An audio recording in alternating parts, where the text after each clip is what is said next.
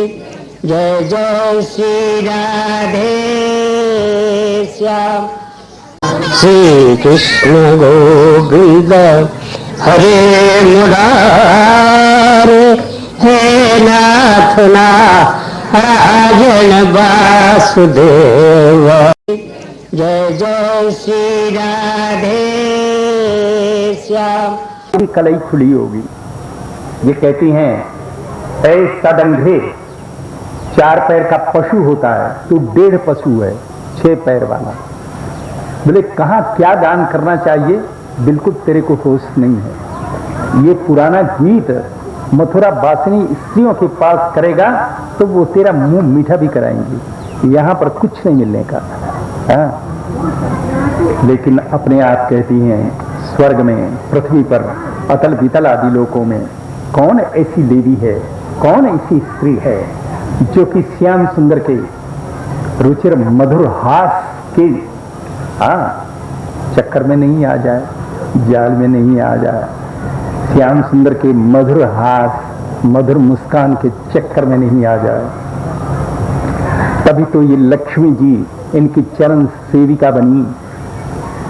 लेकिन ये परम उदार नाम किसी कंजूस को मिल गया, इनको नहीं मिलना चाहिए था। ये कहती हैं ऐ भौरे, बोले कि हमारे चरणों में अत्यंत पवित्र हम लोग, बोले कि हमारे चरणों में अपने सिर को तू नहीं रखेगा, हमारे चरण का स्पर्श नहीं करेगा। ये अनुनय विनय की कला जहां से तू सीख करके आया है, हम उनसे खूब परिचित हैं। हाँ, बोले हमको इन कालों से संधि करनी ही नहीं, कालों से संधि करनी ही नहीं है। हाँ, कालों की कथा कहां तक कही जाए।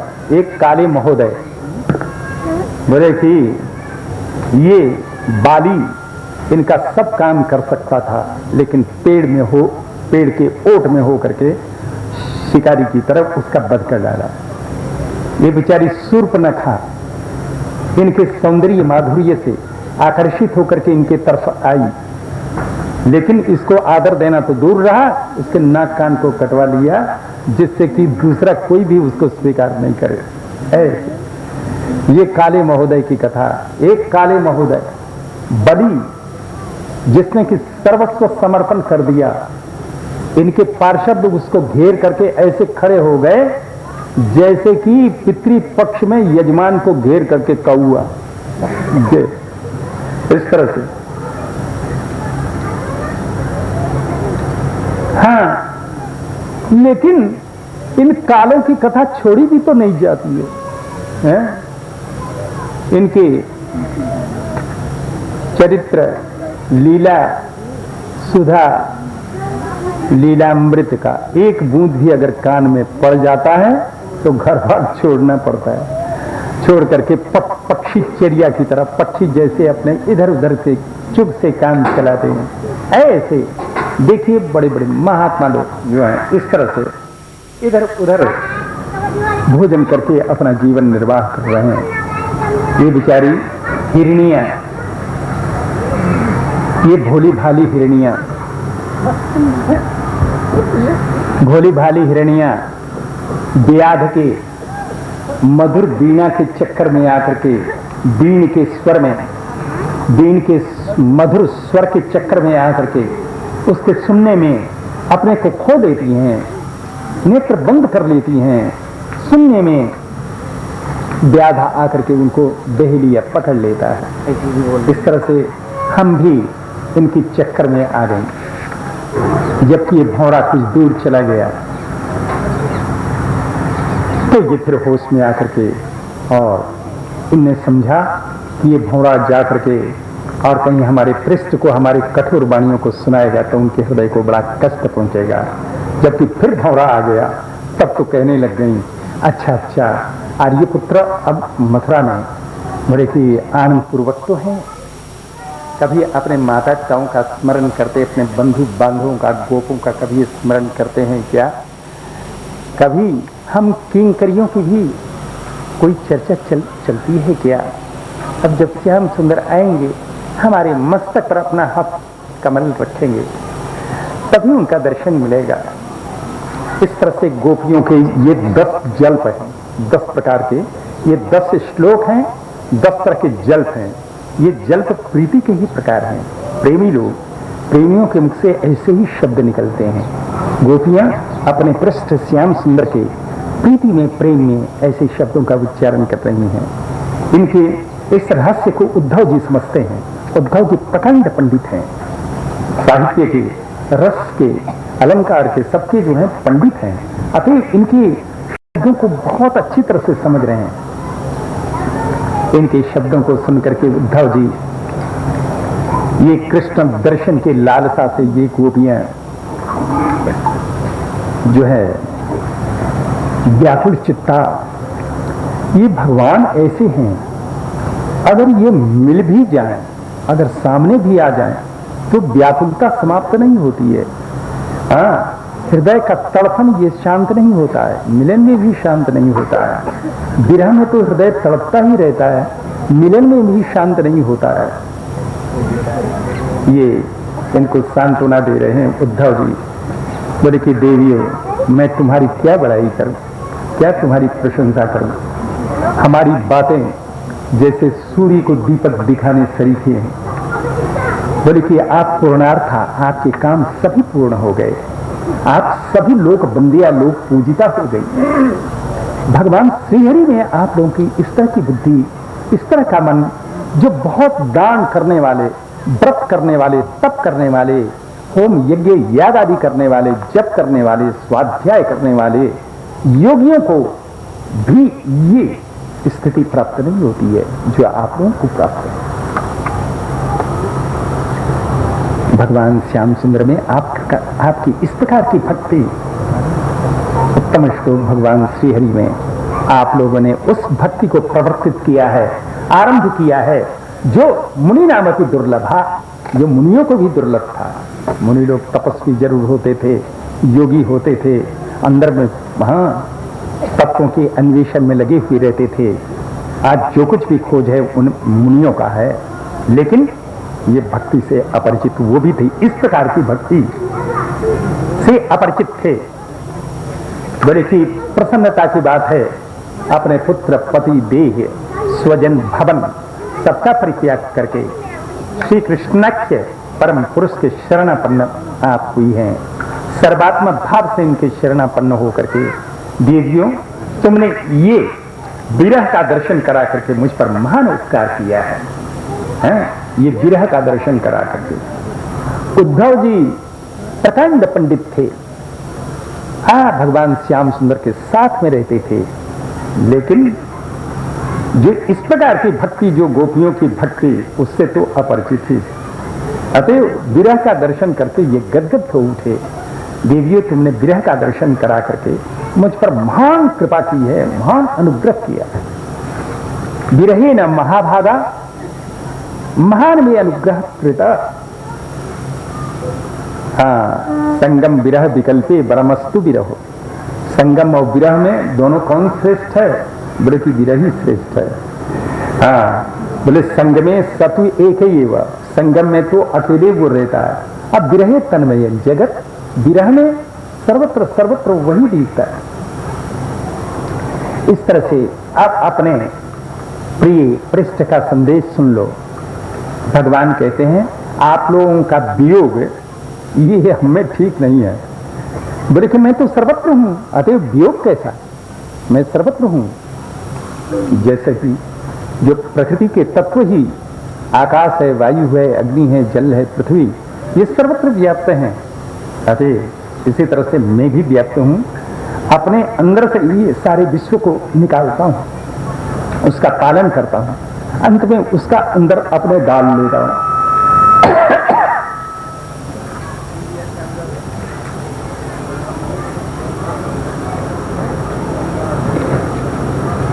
ये आत्मा मुझसे अभिन्न, आत्मा की तरह मेरी उपलब्धि सर्वत्र।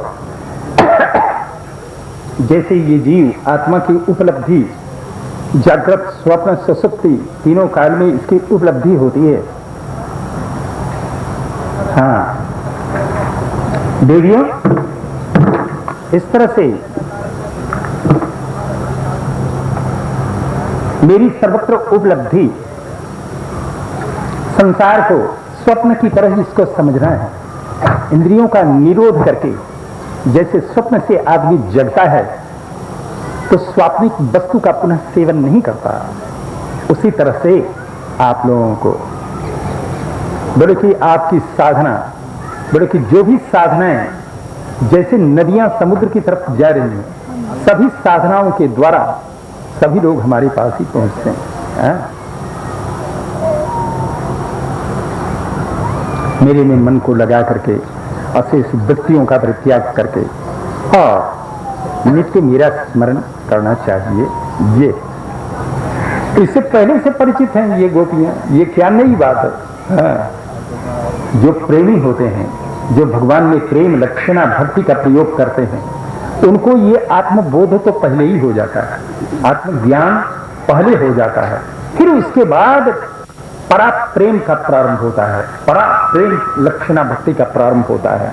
भक्ति के द्वारा भगवान का स्मरण करके, कीर्तन करके, उनके लीलाओं का गान करके ये विशुद्ध अंतःकरण में अपने स्वरूप का बोध हो जाता है, तभी भगवान में वास्तविक प्रीति का उदय होता है, वास्तविक स्नेह का उदय होता है। इस तरह से ये पहले से जानती हैं, अतः इनने बात को बदल दिया, कुछ नहीं सुना, सब अनसुना करके कहती हैं अच्छा अच्छा दिस्या आही तो हतक कंसो यदु नाम सानुग्रकृत। ये कंस जो यदुओं का अपराधी था, ये मारा गया, प्रसन्नता की बात है। अब ये तो बताइए कि हमारे श्याम सुंदर परम कुशल तो हैं, आनंद पूर्वक तो हैं, गदाग्रज बलदेव जी आनंद पूर्वक तो हैं, ये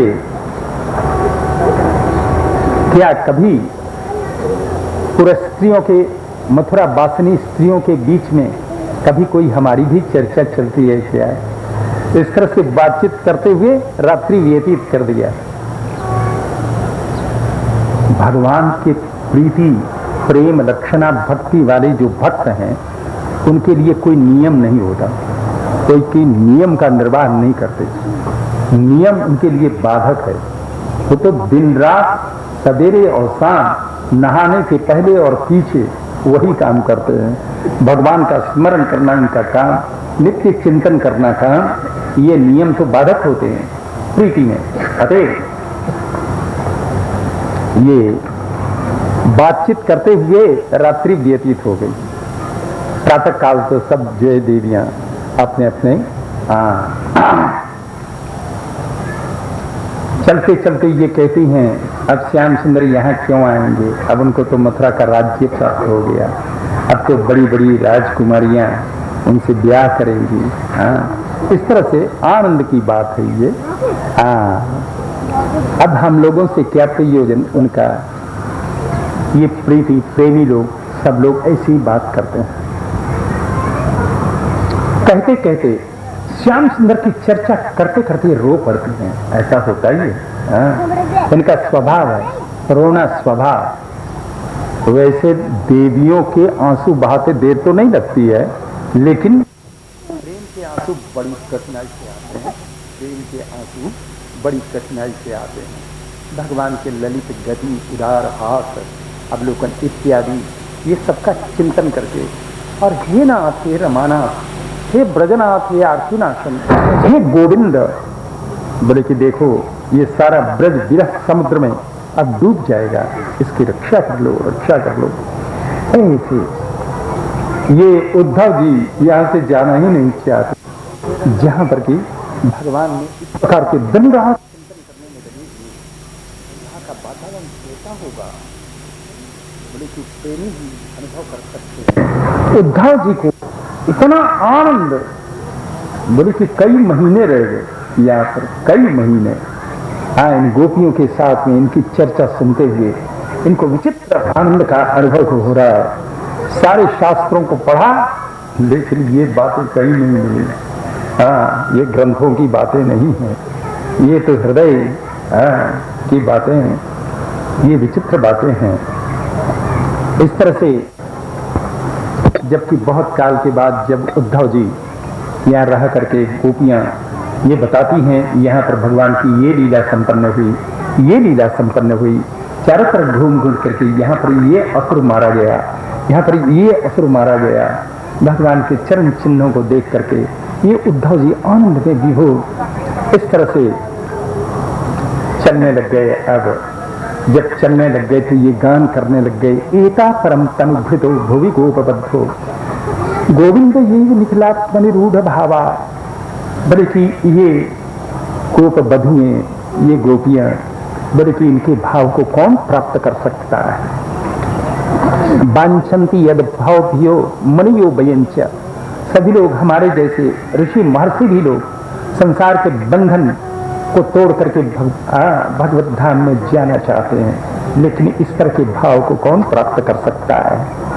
बल्कि ब्राह्मण जन्म ब्राह्मण कुल में जन्म लेने से, तप आदि करने से, वेदाध्ययन करने से ये सब कुछ उपलब्ध नहीं होता।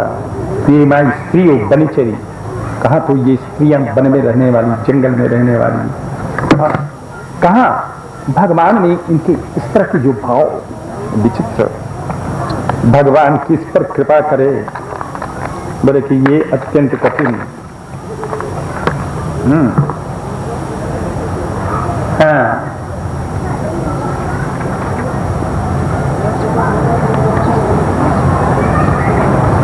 ये कहते हैं इस कृपा को तो लक्ष्मी जी ने भी प्राप्त नहीं किया, स्वर्ग की स्त्रियों ने भी प्राप्त नहीं किया। रासोत्सव काल में परब्रह्म परमात्मा के कंठ में अपने हाथों को डाल करके और रास क्रीड़ा किया। ये उद्धव जी चलते चलते भगवान से प्रार्थना करते हैं, आशा महो चरण रेणुजुषा महंस्या वृंदावने किमपि गुल्मलतौषधीना या दुस्त्यजं स्वजन मार्य पथं च हित्वा भेजुर्मुकुंद पदवीं श्रुतिभिर्विमित्या। मैं इस ब्रज में अगर कहीं हमारा जन्म दोबारा मिले तो ब्रज वृंदावन में ही जन्म मिल जाए। मानव नहीं बनूं, पशु भी नहीं बनूं, कीट पतंग नहीं बनूं, तो कोई पेड़ पौधा ही बन जाऊं, जिससे ये गोपियां इधर से उधर से आए, इनका चरण रज मुझ पर पड़ता रहे। हाँ, इन गोपियों के चरण रज की ये उद्धव जी अभिलाषा कर रहे हैं। जबकि चलने लग गए तो ये कहते हैं, बंदे नंद ब्रज स्त्री नाम पादरेणुम अभीक्षण। बड़े की इन ब्रज में रहने वाली देवियों के चरण रज को प्रणाम, वो भी एक बार नहीं बार बार प्रणाम। इतना बड़ा प्रकांड पंडित बृहस्पति का शिष्य समझता है, बार बार वो भी चरण को प्रणाम नहीं करता, चरण रज को प्रणाम करता है। बोले कि चरण में पहुंचने का तो मेरा अधिकार ही नहीं है, वहां के लिए मैं पात्र ही नहीं। बोले कि चरण रज की, इनकी रज की कृपा हो जाए। अब वो भी है एक बार नहीं, कोटि कोटि बार इनको प्रणाम है, जिनके द्वारा भगवान की लीला सारे त्रिभुवन को पवित्र करने में लगी हुई है। इस तरह से उनसे गोपियों से आज्ञा लेकर के उनको गुरु स्वीकार करके उद्धव जी और चल पड़े, मथुरा में आ गए। श्याम सुंदर श्री कृष्ण से मिल करके और अपार हर्ष उनको गोपियों की चर्चा करते हुए ये अघा नहीं रहे हैं। हाँ, ये भगवान श्याम सुंदर ने ही उद्धव जी को इसीलिए भेजा था।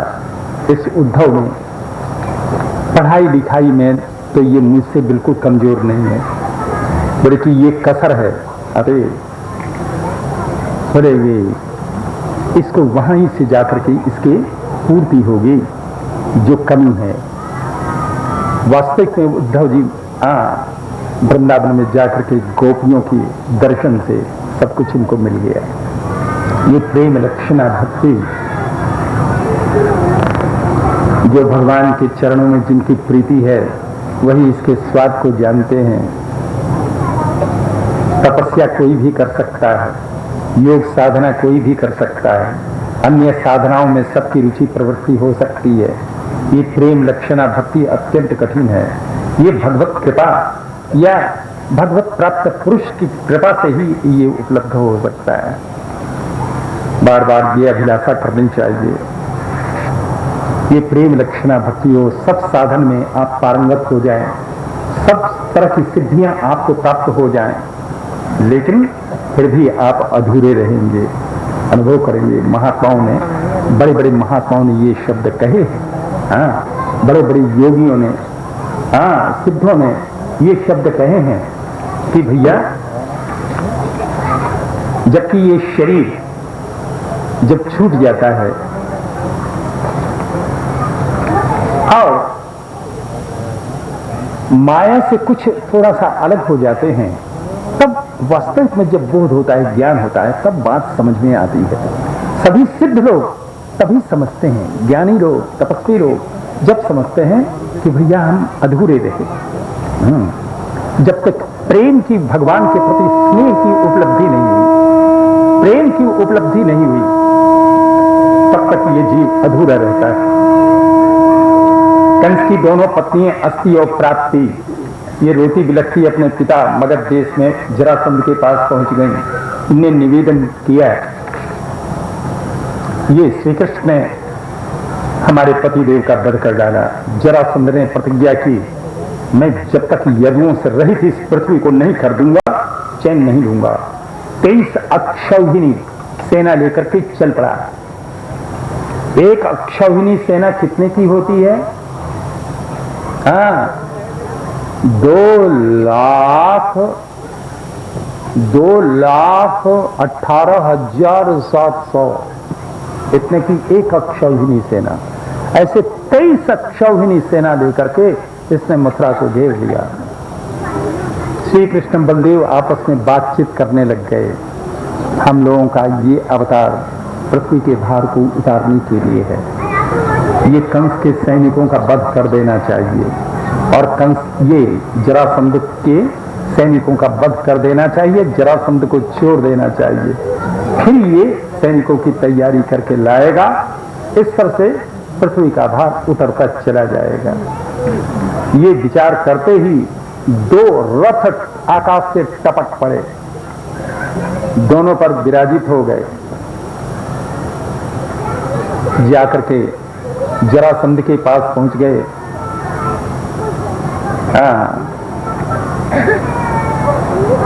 जरासंध ने इनको देखा, देख करके हंसा, बोले कि कृष्णा, मैं तुमसे तो युद्ध कर ही नहीं सकता।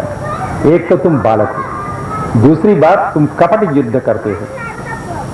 हाँ राम, तुम्हारी अगर इच्छा हो तो आओ हमारे बाणों से मर करके और स्वर्ग को जाओ। श्याम सुंदर कहते हैं कि जो मरने के किनारे होता है वही तुम्हारे जैसा बकवास करता है। बल्कि हम तुम्हारे बकवास को ग्रहण नहीं कर रहे हैं। हाँ, तुम बिल्कुल मृत्यु के समीप में हो। ये कहकर के युद्ध शुरू हो गया। बात की बात में दोनों भाइयों ने 23 अक्षौहिणी सेना का विध्वंस कर डाला, मार डाला। जरासंध को श्री ठाकुर जी ने पकड़ लिया, पकड़ के रथ पर बांध रहे थे कि बलदेव जी आ गए, उसको छुड़ा दिया। ये अपना सा मुंह लेकर के लौट गया, मगध देश को चला गया।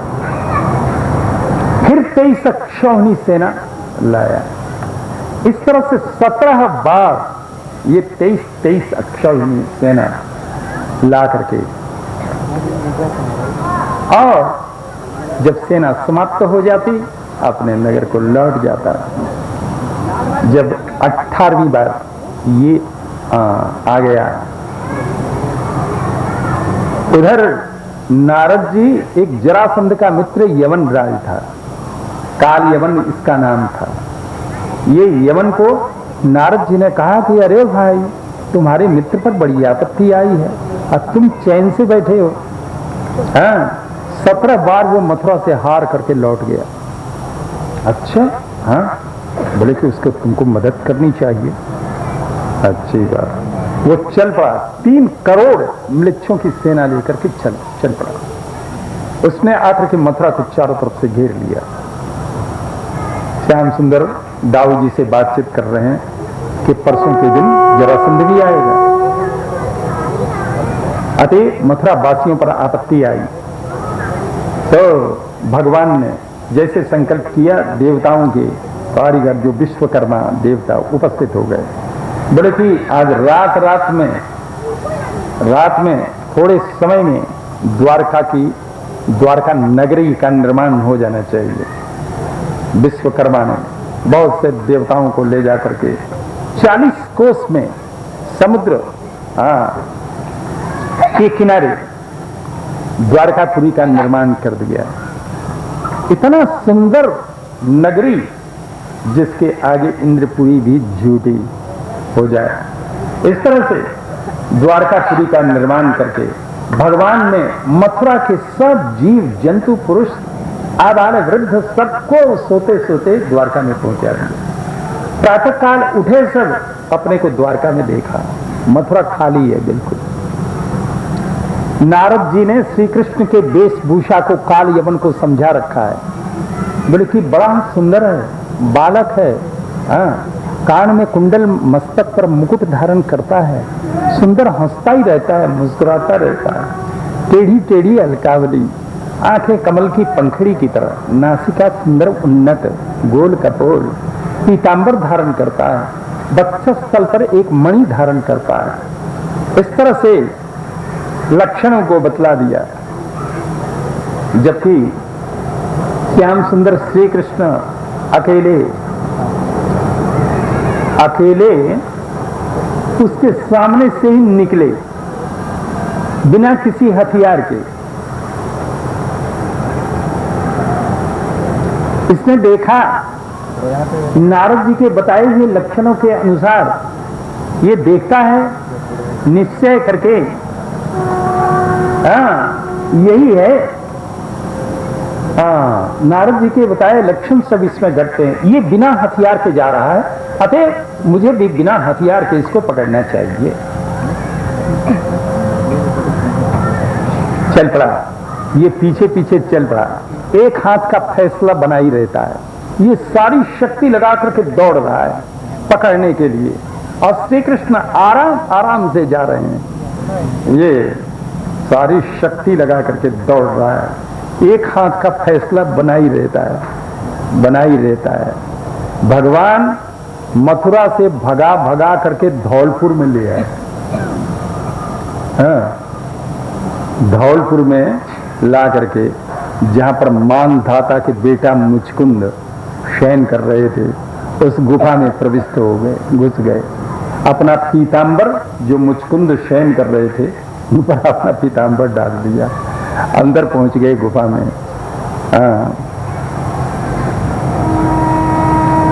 भैया ये लाइट अब बुझा दो, आँख के सामने ये लाइट, ये इस तरह से। जबकि श्याम सुंदर गुफा के अंदर घुस गए, ये कार्यवन आकर के देखो मुझे इतनी दूर तक भगा के लाया और अपने आनंद से सो रहा है, तो तान के एक लात लगाई। जैसे मुचकुंद जी उठे, नेत्र से देखा कि वही राख का ढेर हो गया, राख का ढेर हो गया। मुचकुंद ने देखा इस गुफा में तो प्रकाश नहीं था, ये प्रकाश कैसे हो गया। इतने में भगवान श्याम सुंदर हंसते मुस्कुराते हुए इनके सामने आ गए। सामने इनको देखकर, इनके सौंदर्य को देख करके, इनके तेज को देख करके ये आनंद में विभोर हो गए। कहते हैं को भगवान ये संप्राप्त को बिकने गिरे गहवरे। महाराज आप इस यहाँ पर कंटक में प्रदेश से आप अत्यंत सुकोमल, आपके चरण में यहाँ के कंकड़ी कांटे लगते होंगे। आप कौन हैं? कृपा करके अपना परिचय। आप सूर्य तो नहीं, चंद्रमा तो नहीं, महेंद्र तो नहीं, कोई लोकपाल तो नहीं है, अग्नि साक्षात तो नहीं है। महाराज मेरा तो परिचय ये है, मैं मानधाता के बेटा मुचकुंद बहुत काल तक देवताओं के पक्ष से होकर के असुरों से युद्ध करता रहा, रात दिन सोया नहीं, वर्षों हो गए। जबकि असुर परास्त हो गए, देवताओं ने कहा कि महाराज हम आपको वर देना चाहते हैं, आप वर मांगिए। हमने कहा वर तो तुम अपने पास रखो, हमको तो सोने में कोई बाधा नहीं पड़े, हम सोना चाहते हैं। तब देवताओं ने कह दिया